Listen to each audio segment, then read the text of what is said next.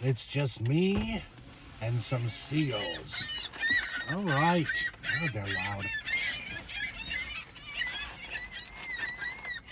Well, one of them did a doo-doo on my car, and I know it was Darren, but I'm still being nice.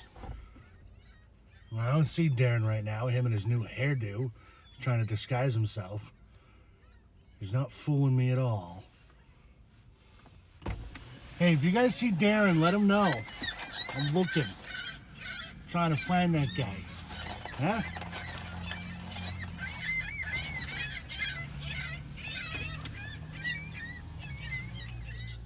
Now, I'm not really going to do anything to Darren. I just need to put a little spook in him so he doesn't go doo-dooing on my car again. Oh, the doo-doos. The doo-doos. The doo-doo. I don't know. Something milk cows more. All right.